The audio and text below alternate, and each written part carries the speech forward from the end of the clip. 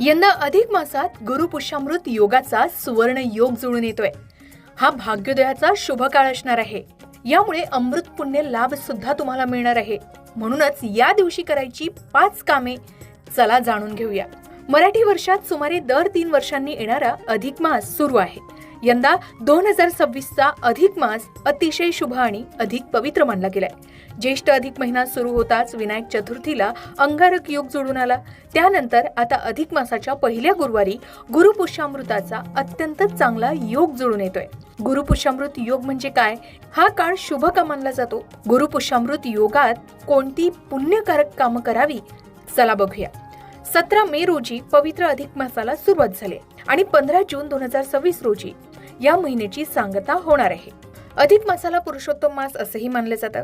या विशेष 30 दिवसांच्या काळात शास्त्रोक्त पद्धतीने आणि मनोभावे भगवान श्री हरी विष्णू, कुलदेवता, इष्टदेवता, आराध्य देवता, सद्गुरू यांची उपासना केल्यास भक्तांना जीवनात अफाट लाभ आणि आध्यात्मिक उन्नती मिळते असं मानलं जातं.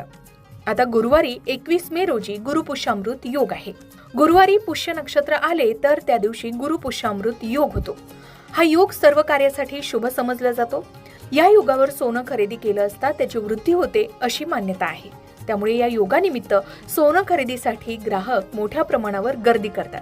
अशुभतेपासून वाचण्यासाठी गुरुपुष्यामृत योग श्रेष्ठ मानला गेलाय. गुरुवारी 21 मे रोजी सकाळी 6:05 ते उत्तरात्र 2:49 म्हणजेच संपूर्ण दिवसभर गुरुपुष्यामृत योग जोडून आलेला आहे. गुरुपुष्यामृत योग वारंवार येत नाही. ज्या गुरुवारी पुष्य नक्षत्र आलं असेल त्या गुरुवारी गुरुपुष्यामृत योग असतो. गुरुवारी धार्मिक कार्य करणं उत्तम मानलं जातं. पुष्य नक्षत्र सर्व प्रकारच्या कार्यासाठी अत्यंत शुभ मानलं गेलंय. पुष्याचा अर्थच आहे पोषण करणारा, शक्ती देणारा, ऊर्जा देणारा. पुष्याचे आधीचे नाव तिष्य असे होते. याचा अर्थ आहे शुभ, सुंदर, सुख संपदा देणारा. जाणकारांच्या मते पुष्य नक्षत्र अतिशय शुभ आणि कल्याणकारी असते.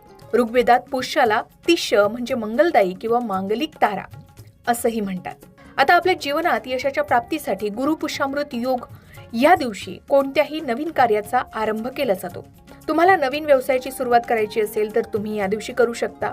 नवी कामं हाती घेणं, बंद पडलेले काम सुरू करणं अशी अनेक कामं तुम्ही या दिवशी करू शकता. असं केल्यानं मोठं यश प्राप्त होतं असं सांगितलं जातं.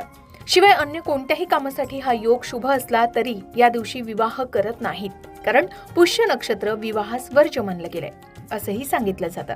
आता गुरुपुष्यामृत योगात लक्ष्मी देवीचं विशेष पूजन केलं जातं. या दिवशी केलेले लक्ष्मी पूजन अत्यंत शुभ आणि लाभदायक मानले जाते.